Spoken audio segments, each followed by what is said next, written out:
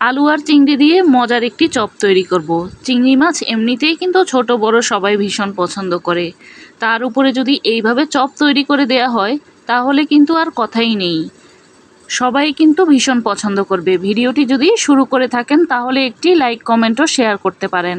তৈরি করার জন্য আমি এখানে ৮-৯টির মতো মাঝারি সাইজের আলু নিয়েছি। আলুগুলোকে আমি সিদ্ধ করে নিয়েছিলাম, এবার গ্রেটার দিয়ে গ্রেট করে নিচ্ছি।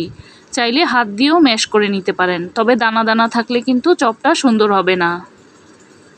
গ্রেটার দিয়ে গ্রেট করে নেওয়াই ভালো। সবগুলো আলু আমি গ্রেটার দিয়ে গ্রেট করে নিয়েছি। দিয়ে দেব সামান্য পরিমাণে লবণ।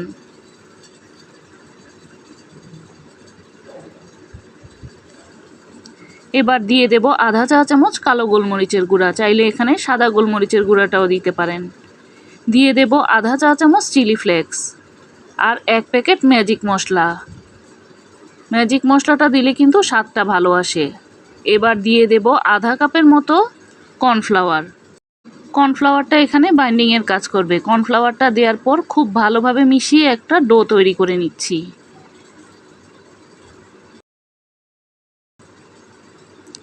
সামান্য একটু ধনিয়া পাতা কুচি দিয়েছি, না দিতে চাইলে বাদ দিতে পারেন। হাতের কাছে ছিল এজন্য দিয়েছি। ধনিয়া পাতাটা দেওয়ার পর আর একটু ম্যাশ করে নিয়েছি।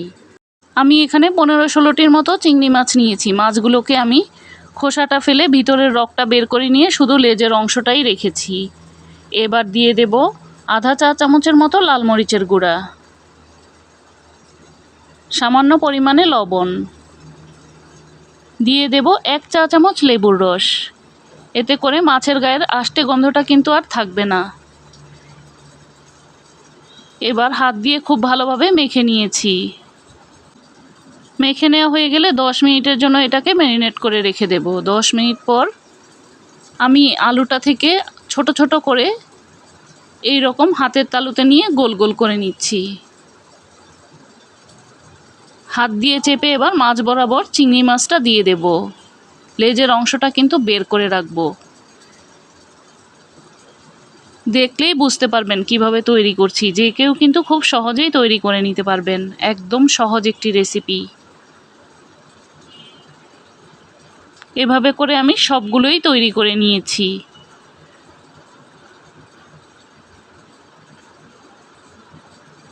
এখন প্যানের মধ্যে তেল দিয়ে আমি কয়েকটা ভেজে নিয়েছি। আমি কিন্তু সবগুলো ভাজিনি, কিছুটা ডিপ ফ্রিজে রেখে দিয়েছি।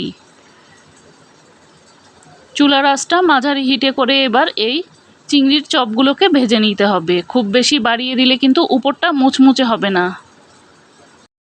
একদম লো হিটেও ভাজা যাবে না, তাহলে কিন্তু আলু প্রচুর পরিমাণে তেল টানবে। একটা পাশ হয়ে গেলে আমি অপর পাশ উল্টে দিচ্ছি। এইভাবে করে উল্টে পাল্টে খুব সুন্দরভাবে মুচমুচে করে ভেজে নেব। যখন এইরকম একটা লালচে কালার চলে আসবে তখন কিন্তু তুলে নেব। এভাবে করে আমি সবগুলো ভেজে নিয়েছি। এখন গরম গরম পরিবেশনের পালা। অতিথি আপ্যায়নে বা বাসায় ছোট বড় সবাইকে যদি এটা তৈরি করে খাওয়ান একদম খুশি হয়ে যাবে। একদম খুশি করার মতো একটি রেসিপি। ভালো লেগে থাকলে পুরো রেসিপিটি একবার ট্রাই করতে পারেন। আজকের মতো এখানেই বিদায় নিচ্ছি। আবার দেখা হবে নতুন কোনো রেসিপি নিয়ে।